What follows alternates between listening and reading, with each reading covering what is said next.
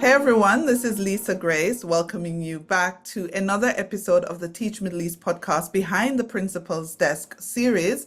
Today I have Patrick Affley, who is the director of the Ajman Academy. So we've gone further afield, people. We have gone all the way over to beautiful Ajman.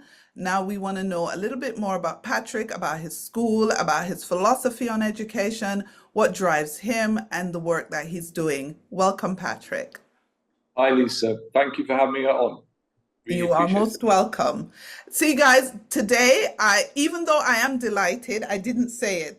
I'm on this mission, Patrick, of stop using the word delighted and amazed, because Yeah, these words then become sort of numb to people. So yeah. even though in my heart I am, I'm on a mission to not use those words.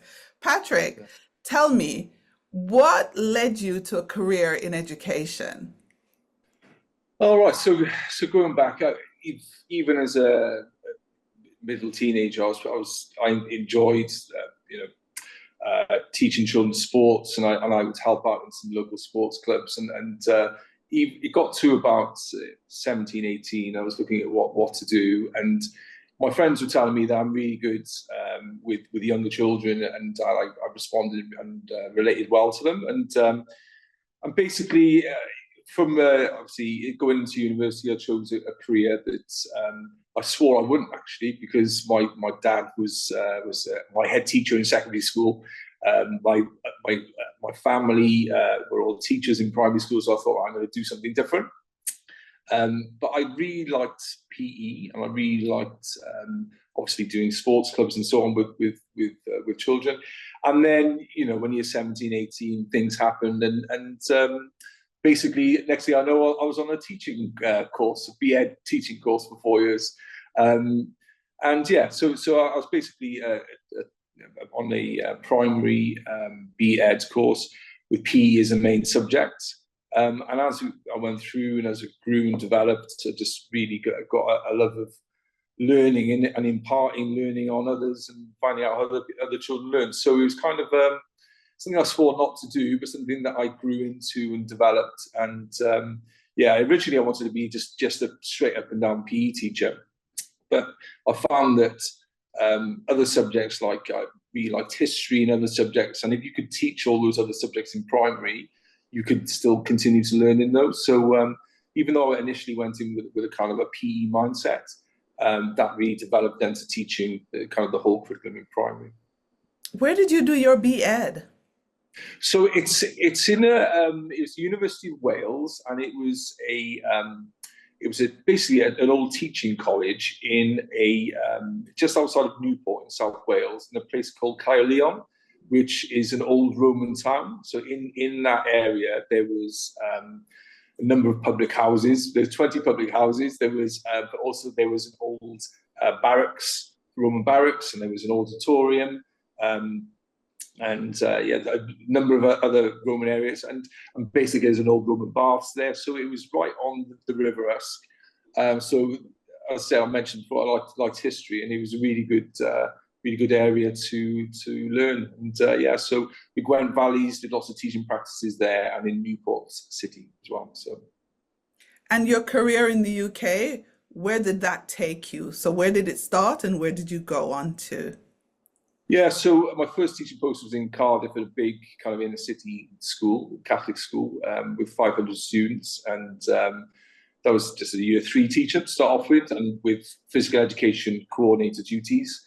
And then year 5 there. Now, I did 3 years there, and an opportunity came up to be a middle leader in a school back in Newport. Okay, so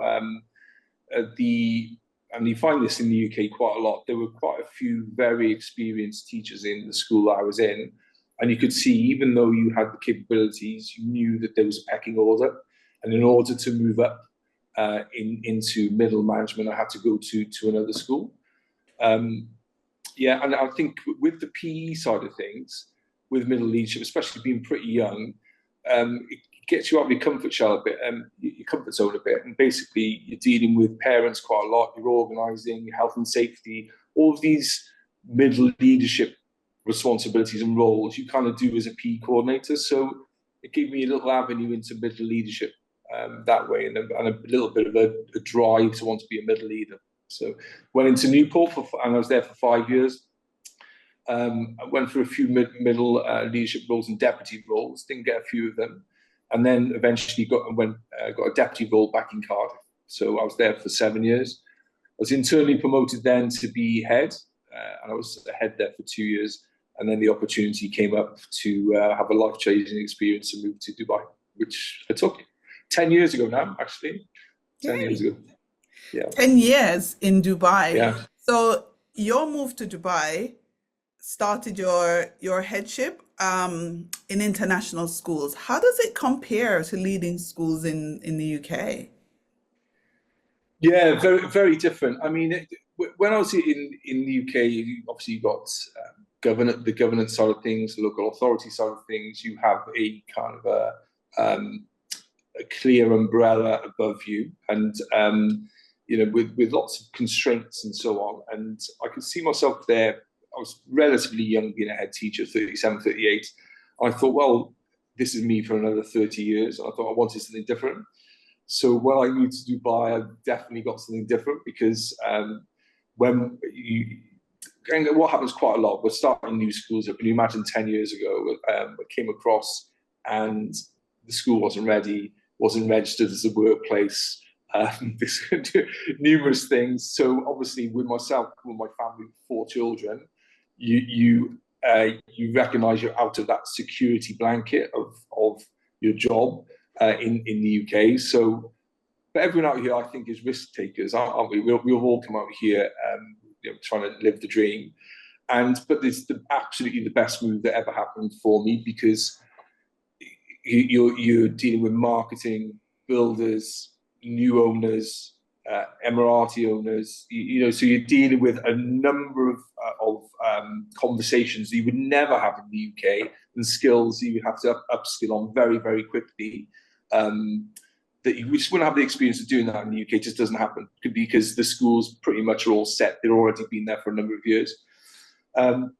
So that first year was brilliant in lots of ways, because we settled our children in. But also you could see how the landlines in Dubai, you could see which schools are up there already, and you could link up with lots of the heads and kind of get their ideas on things. And that first year was a marketing year. And then the second year, then we started the school off proper, and we could build the school from one step to the other. And I was there for 9 years, and I loved every minute of it. We built a really nice national curriculum for England school, up from 6 kids to start off with to over 750 at the end before I left last year. And it was a wonderful small British community school in DIP, and I loved it there. And at that point, it was the best decision, the best career move that I'd made. Yeah, I can remember hearing your voice on the radio, Patrick. Hi, this is Patrick Affley from Dove Green Primary School. Do you remember that advert? I do, yeah. So I would be, I don't remember it very well. So you'd be out meeting people for the first time, and you're having a chat with someone, and say, what do you do? I say, I'm a head teacher. What's your name? Patrick Affley. And they would go, are you the proud teacher from Dovecot Green? The proud head teacher from Dovecot Green? I'll be like, yes, that's me. But that's the power of marketing, yeah? Because the one-to-one conversation linked to this message people are getting every morning in between songs on Virgin Radio, and it was interesting. So yeah, I do remember that advert. Talk to me a little bit about, as a head teacher, how you approached marketing and what other head teachers can do in terms of maybe lifting their profile, which in turn lifts the profile of their schools.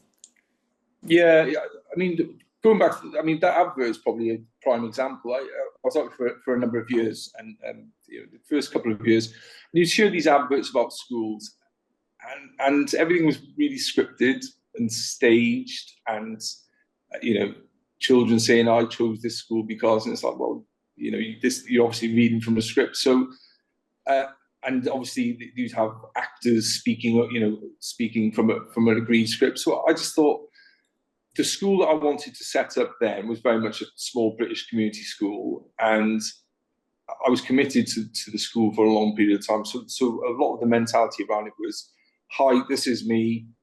Come and see our school. It's new and it's small and it's very much kind of a personal approach, handwritten script that then I recorded once, and I think it's a number of heads do that now. And I'm not saying I was the first, but I was one of the first to do it.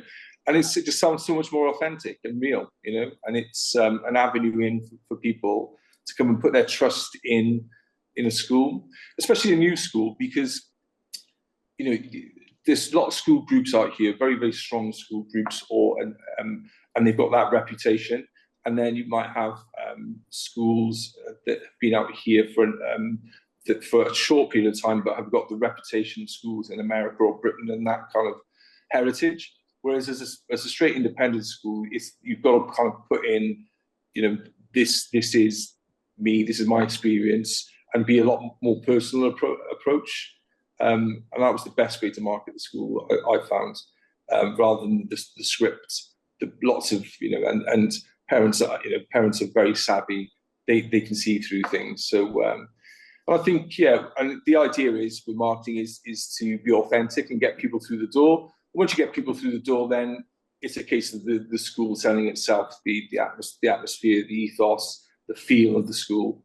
And I was always very open and honest with people new parents coming to the school, especially with brand new parents, and saying, go and see other schools, and because actually physically go in, but don't go in for pre-arranged tours when the kids aren't in. Go in and so you get a feel for it when the school is in action, and that will help and drive a decision. And also bring your children along as well with you, because they should be an important part in the decision making of it as well, in my opinion. So that's how. So a kind of an authentic approach to marketing was very much my philosophy. Yeah, you're now in Ajman, but what do you think about the move from the new director of the KHDA to actually halt inspections in Dubai for the upcoming academic year? I think in Dubai specifically, I mean, it's made so much sense, absolute common sense. I was in, obviously, Dubai for a number of years. We had COVID and so on. We had inspections before and after. I think it is such a good way to kind of benchmark schools and get schools on a common framework and for a common accreditation. But it did just get to the stage where it was a case of, it's crazy in some cases, where it's every single year you'd be inspected. You might be inspected in the February, March time, and with recommendations from inspectors. And then you're then inspected in the October of the next academic year. 6 months between, you've got the spring break, you may have an Eid break, you've got the summer break, and how on earth schools were expected to work on those work-ons from the previous inspection. And lots of schools were kind of stuck in a certain grading because they couldn't have time to develop. So I think it's a very, very good thing. It's good that they're still got some individual daily day inspections in certain schools that may need that bit of extra help, that bit of extra encouragement. But it's also good that if schools are at a particular level, that then they can breathe and grow rather than being on the inspection trail all the time. So I like the way that you've done it, and I think.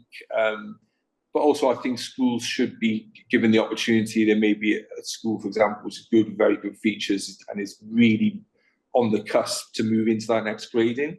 And I think they should have the option of actually opting into an inspection. So I think there should be kind of, some of the schools should have 3 years, 3-year gaps, and but for me, with that, I would say that those schools that are outstanding, for example, need to share with other schools, in order for them to retain their outstanding status. Because at the end of the day, we're dealing with students here, dealing with kids, and I think share a part of being outstanding. In the UK, they used to call it, in Wales, they would say, you're a sector leading school, not an outstanding one. And to keep your sector leading status, you had to share and develop because it was the common good. And I think that potentially is something that they could do as well. Not all school groups are open. We know this, but from my dealings with the vast majority of head teachers in Dubai, they're educationalists with children in their hearts, and they want to share. And I think that potentially is the way forward. I think we at Teach Middle East get them to share through the back door. We don't go through the actual official channels. We just get the heads together, and we get the teachers together and the heads of departments together, and people are willing to share with people, Yeah, irrespective of the corporate offices and what they might stipulate.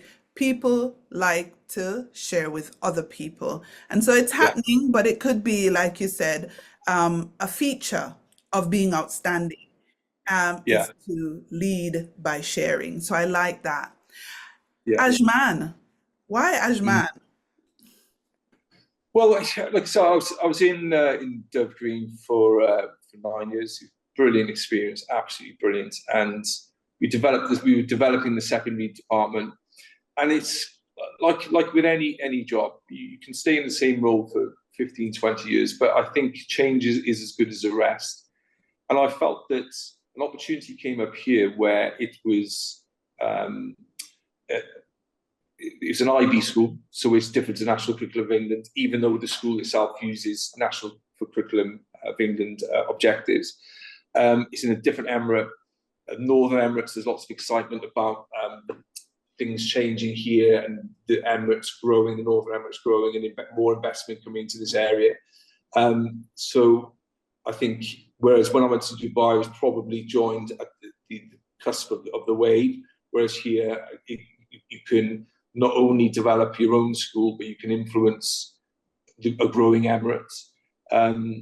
Also looked into it as well. Is obviously we got KHDA, ADEC, and SPEAR as kind of effectively local educational authorities, and here they've just got a new local educational authority, APIA, Ajman Private Educational Authority.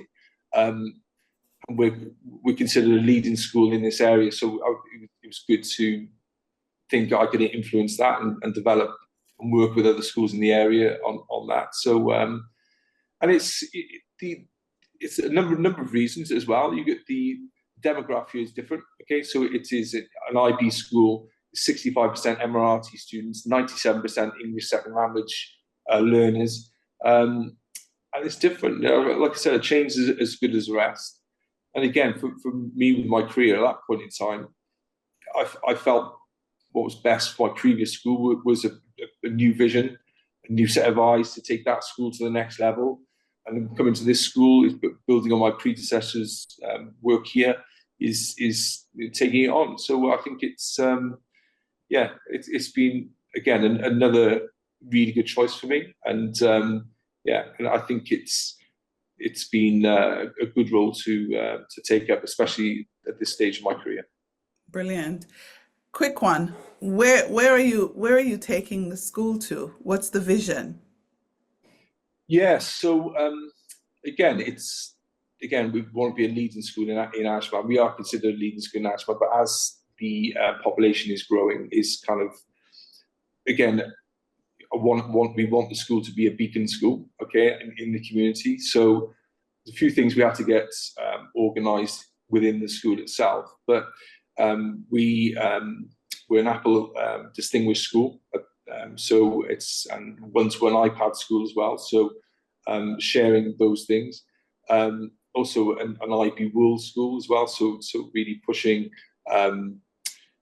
international learning is really important as well. And I think the issue that's probably been historical with some of the schools in Northern Emirates, there were no schools here 15, 20 years ago, very, very limited. And lots of people in the area would move to Dubai or Abu Dhabi, where they were considered to be better schools there. So I was told very, very early on in my career that there was like an agenda of local schools for local children. So making the quality of education here really high, really clear pathways for the students, because we do GCSEs and A levels and BTEC here, and giving really clear pathways for students to go to really high performing universities. That's something that we are working and developing all the time. So the local students of Ajman can come to an Ajman school and get a high quality education. But still there are too many children on buses, and traveling in that direction. And in Dubai, there's too many children on school buses as well. So it's less than 10 years ago, but it's a case of, if you live in an area, I do think children should be able to travel a short distance to achieve a really high quality education. And Dubai's going that way, because if you think of all of the areas of Dubai that are coming up, you've got Arabian Ranches 3 and all these different areas, and DIP, especially in Dubai South, all these areas that are developing. Now the schools are coming around them. So for me, the best thing to see is limited school buses and high quality education in different areas. And that goes for Ashman as well. Yeah. Ajman seems to be up and coming. A lot of developments, a lot of housing developments and things like that. So it looks like it's quite on the cusp of becoming a place to watch. Tell me then, the school year is drawing to a close. I know this podcast episode is being aired in the new academic year, but can you give me, though, one of your highlights of the year that's just ended?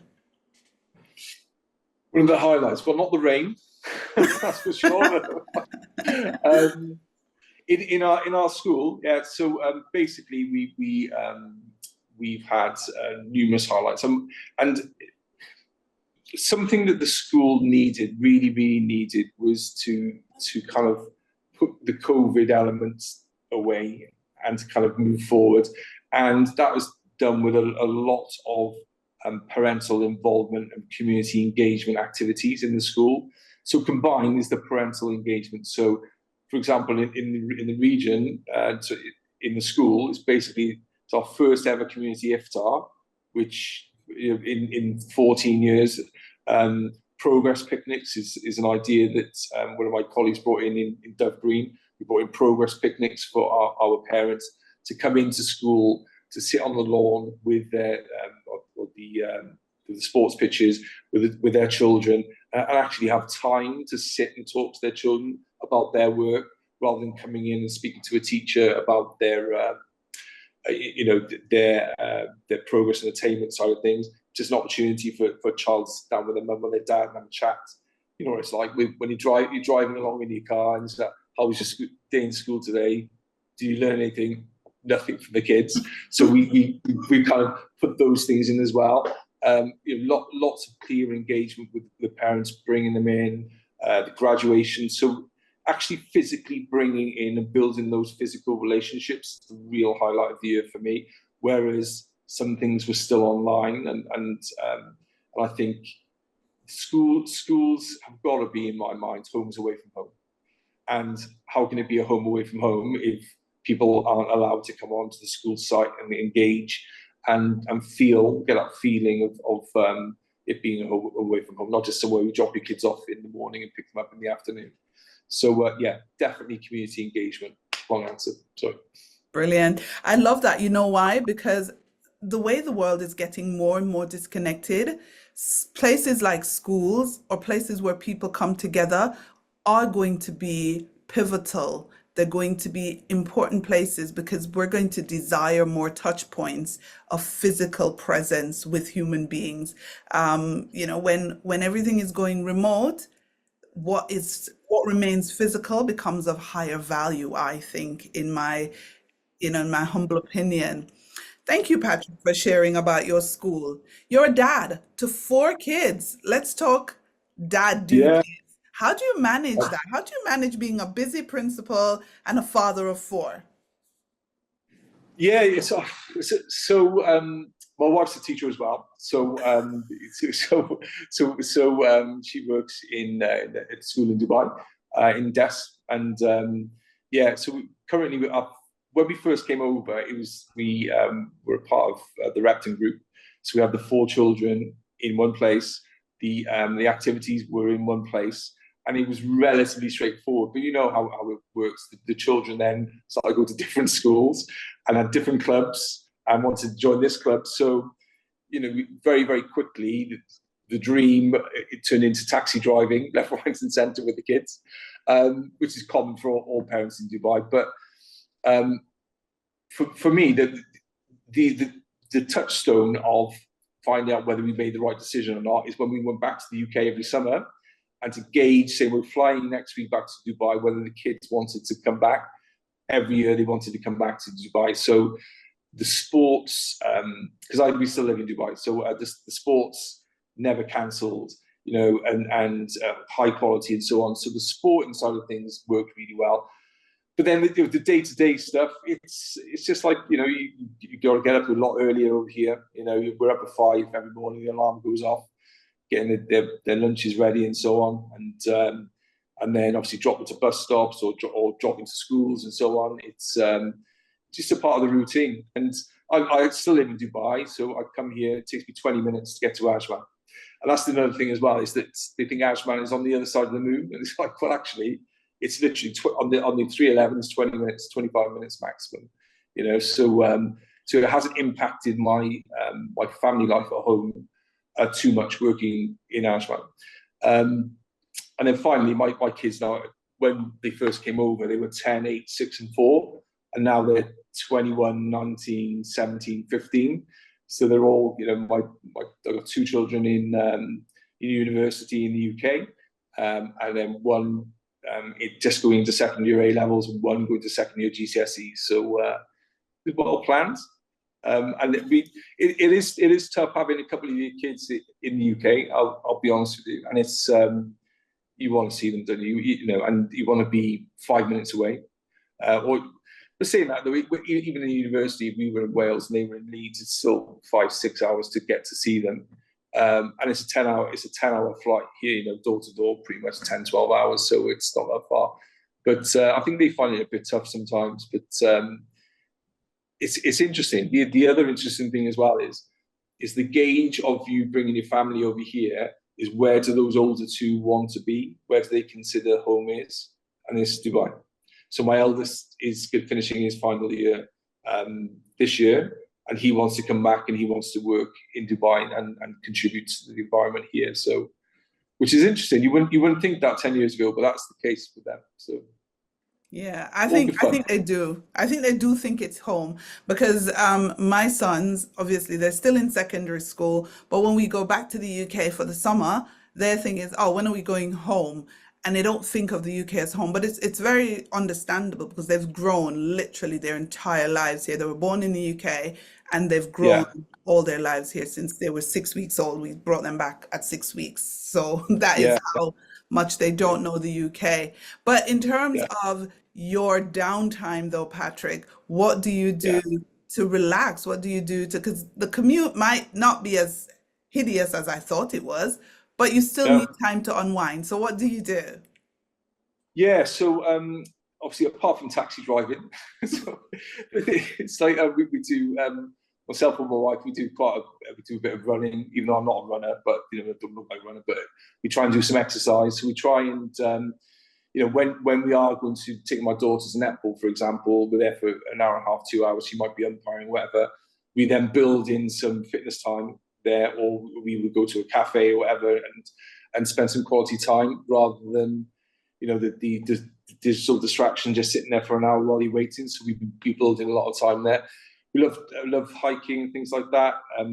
And my youngest son, and it's funny, isn't it? Because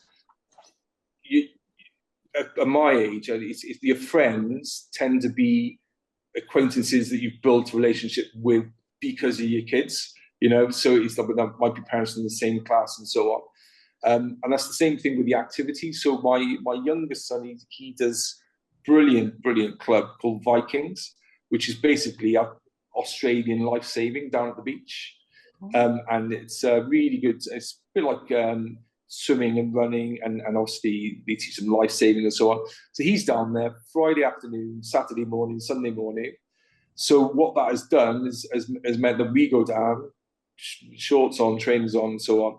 And we go to the beach and because, like you said, work sucks you in, doesn't it? Yeah. And you're tired, you go home, you're on to tea, and then days go on, you haven't done anything. And that's kind of driven us then to make the boost. I mean, Dubai is one of the best holiday destinations in the world, isn't it? And it's like, I think you've got to remind yourself of that.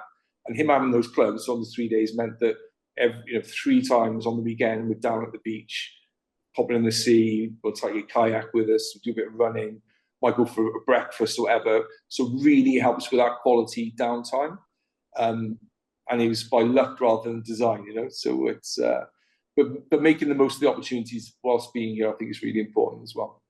Brilliant. Yeah. And the thing about driving your kids around, which I know too well about, is that you get to understand their world. I really chat to them a lot in the car and talk to them about what's going on and how they're feeling about things. And I don't think if I weren't transporting them everywhere, I would get that opportunity. So it's really good. It's good fun. And then you've turned it into your fitness as well. So that's actually Yeah, brilliant. This podcast will air when the summer break is over. But what yeah. is summer looking like, or would have looked like for you this year? Yeah, so, summer. I mean, it's we fly out on the 6th of July, and then we always fly into Heathrow, into London, and kind of deep and stay in like a cheapy Premier Inn hotel in Heathrow, and just decompress. And it's a bit of a tradition where we jump on the tube, go into London, walk see the sights in London, walk around. We always stay in the same Premier Inn in Terminal 4, even though we might fly into Terminal 3, we go to the same hotel, and we do that for a few days, and then we decompress, and then we work our way along the M4 corridor. We're doing Centre Parks for 4 days, then to West Wales and seeing families for a week, and then Spain for 2 weeks, and then back to the UK, seeing family again, and then off back to Dubai. So yeah, it's a busy time. But one thing that's, again, we do have to be a bit selfish as well, because what we were finding that we were coming back home for the summer break, we were the ones driving around to see everyone. Before you know it, the holiday's gone, and you haven't decompressed, you haven't relaxed and chilled and had quality family time. So it's important to kind of block that in, but also block in, a week in West Wales and a week here, and 2 weeks in. We've gone to Spain for 2 weeks for a number of reasons. It's obviously to guarantee the sun. The cost of living in the UK is so high. You're better off going to Spain for a few weeks, having better quality food, but also that is a holiday rather than living out of a suitcase. As great as it is seeing family, but you do need your downtime as well. So yeah, we've learned to block in these times. Family time is so important. Seeing relatives are getting older, and that's important to spend time with them. But also you've got to think of yourself and your family as well to block that family time. Brilliant. I like that idea of taking, my family would rebel though. That's the thing. So what we try Yeah, to do is we try to take the holiday on this end. So we fly from Abu Dhabi, because I'm based in Abu Dhabi, to yeah, somewhere. So it might be Greece or Spain or Italy or somewhere. And then we have a holiday, just my yeah, husband and I and the kids. And then we go to the UK. Because if we ever touch foot in the UK and say we're yeah, leaving again for a holiday, my family would yeah, have us. Like, they would be like, what are you doing? yeah. Like, just brought, because I don't think they're very interested in us. I think they're interested in the boys. So if we bring them home and then we take them Mhm. away, they're like, what is going on? You've just brought them Yeah, home. Why are you taking them away on holiday? And in their heads, yeah, we live on holiday permanently. That's what yeah, they're. yeah, yeah. Completely, yeah. Um, go ahead. That's important. Sorry, so that's important to know that the idea that the UAE is a holiday camp. It is hard work. It is hard work. You make a real difference in the air, and you work hard. But you've got the sunshine in. You've got all these extra things in which you can utilize. The hours are long and so on. So there's pluses and minuses to it. So it's a case of when visitors come over to you, this is general. I'm generally, other people might be different. When people come over to you, you pick them up from the airport. You're driving here to see your family home and so on. You fly into the UK, your home. You've got to buy your own car. You're the ones who've got to go around and see everyone else. And I think from speaking to a lot of mates about this, it's the same. So we've learned to be that little bit more selfish in a way and say, well, we have to have a holiday as well. So Yeah, so I'm gonna have to man up or woman up, whichever one it yeah, is, and yeah, take some time like that because yeah, we do a lot of driving. Like we end up going from London, where my relatives are, to Leeds, where my husband's relatives are, and then to yeah. Birmingham, where we've got friends and family as well, and we're just trotting around. And petrol Mm, prices are wild in the UK, like they yeah. are wild. Yeah, yeah, exactly. And yeah, it's your holiday time as well, and it's your precious family time because as I mentioned, 10 years ago, my kids were all under 11 years old. Now it's a case, and back then, something that we did because it was right at the time, we didn't have a place in the UK, so basically we bought a really old static caravan, literally on the beach, and we called it our beach lodge. But it was great for the kids because they were grounded, and the dishes don't do themselves, and the room doesn't get tight unless you do it. So that was really good then. But then as the years go on, they didn't want to be in that one trapped environment. So what in their mind trap, but it's a case of those days are precious, and if you don't have those times where you're actually on holiday with your kids at that age, suddenly they're 21, 19, 17, 15, and they want to they've got other lives, they're developing their lives elsewhere. So that's why we compartmentalize a 2 week holiday with all the kids. Yeah, no, it sounds good. And I really wish you the best summer. And obviously, this will air, but I'm sure you would have had, guys, a great summer by the time you're hearing this. Final question, and this is a general question that I love to end the podcast on. And it is, what in education, generally in education right now, excites you? um Excites me, well, I would give the answer of the AI side of things, but it's young leaders and young learners excite me. I think I going from being a teacher to being a head teacher and then worrying about setting the school up. My passion really is now in developing leaders at all levels and developing accountability and getting the most out of people. And I think there there are so many schools in UAE, and so many schools and limited number of staff to go around. And what excites me is developing the opportunity for staff to join and giving them the empowerment to develop their leadership skills. And it's and making that kind of first and foremost, so they really are have some kind of real solid career pathways, and recognize that they can make a difference not only to the kids but the people around them. So there's a phrase that Robin Sharma uses, the author, is leaders without titles, and it's developing that leadership, even though they haven't got the title, is to empower leadership. So I think the workforce is very competitive at the moment. There's so many schools, and it's an exciting time for younger teachers and middle leaders to make a real difference. So Brilliant. So that's what you're excited. It actually ties in so well with the next Middle East School Leadership Conference theme, which is leading forward, building a leadership legacy. And it's about how we empower the next crop of leaders. So very apt, very apt. Thank you, yeah, Patrick. pleasure. Yeah, it's a big thing, and I think leadership now isn't a closed shop. To be the best leader you can be, you got to get the right people in the right places and empower them. And I think and it's teaching is a kind of profession where I don't want to hear that's not on my job description. As soon as I kind of hear that kind of mentality, I think, well, teaching is about giving more and giving the opportunity to give more. I think if teachers and middle leaders are empowered and have the safe space to grow, I think that only develops the school and only develops the children. So it's great. I look forward to joining that leadership conference. It sounds great. Brilliant.